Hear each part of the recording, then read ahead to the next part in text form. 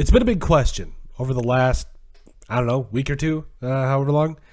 Should the Las Vegas Raiders sign Ndamukong Suh? It's a hard name to pronounce, but should they sign one of the best defensive tackles that has ever played the game? Yes, he is definitely one of the best defensive tackles to ever play the game. No cap. But I feel like this comes at a little bit of a cost. Obviously, after the June 1st cut deadline or whatever, I believe the Raiders will have what I think it's like $20 million to $30 million in cap space. And I think Ndamukong Suh is probably going to command at least $10 million of that, at least. And I know I've tried looking at kind of what the guesstimation is here over the cap. But if his past salaries are any indicator, I mean, this last year was on the books for $14 million. And honestly, that was only $9 million guarantees.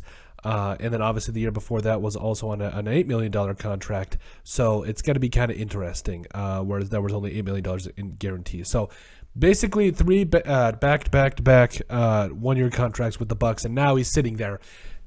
He's got a Super Bowl ring. And what was the biggest need for the Raiders last year? Interior pass rushing presence. Like their corners, yes, there could be an argument there, yes. But if you turn on the tape, and if you watch certain games, like there was edge presence, there was guys like Crosby and Unique Ngakoue that were getting after it, loved it, but there were too many times last year where I felt that, especially after just watching it was almost infuriating as to how. No, don't get me love. I love guys like Darius Philon and all those boys, Jonathan Hankins, but there was just some times during the game where they did disappear, and I don't think anybody will debate with me on that. So I think with Ndamukong Suh, I don't think he's clearly he's not his his younger self, but he's good enough to get the job done.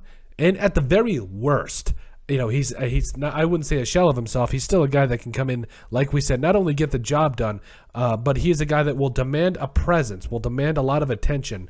And I think at the end of the day, that will make a lot of other players around him, their job easier. He did have 6 sacks with the Buccaneers last year and 6 sacks the year before that as well. So, we're talking about a guy that his floor is probably that, 5-6, like consistently, he's a 5 to 6 sack a year kind of a guy. Last time I checked, it was tough for the Raiders to get that kind of pressure. And then you're also bringing Bilal Nichols into the mix here. Obviously we talked about Neil Farrell Jr. I always try to say his name too quick. Butler as well, coming in from Tennessee.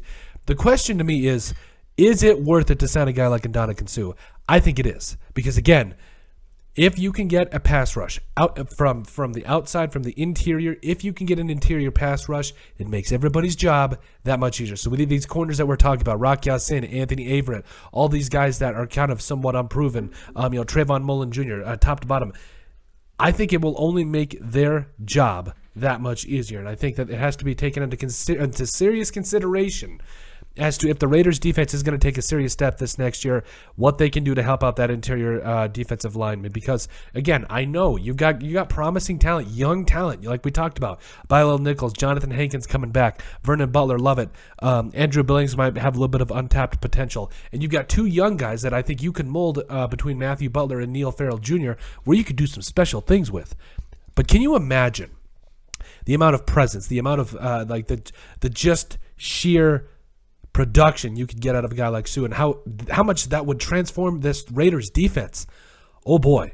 We've already talked about, the corners that I think are going to make a huge leap this year. You have guys like Nate Hobbs, who's arguably the best slot corner in this entire NFL. I always forget that position. I'm sorry. You got Deron Harmon coming over. You've got Jonathan Abram, who this is a prove-it deal. Let's face it. The second, Trayvon Morgan had a great rookie season. I was going to say one of the best, but he had a great rookie season. Let's call it for what it is. Rock Ya-Sin.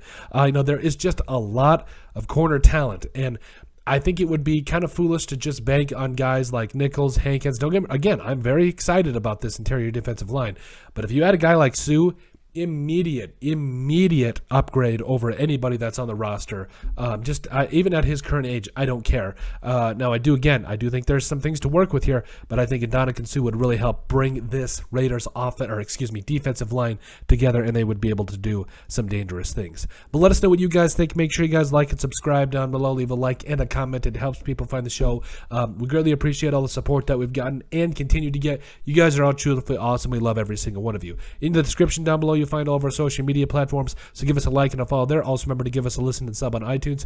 And finally, if you have anything else you'd like us to cover, send us an email at thesportsbp@yahoo.com or put it in the comment section down below, and we would love to cover it. But let us know what you guys think about if the Las Vegas Raiders should sign Ndamukong Suh.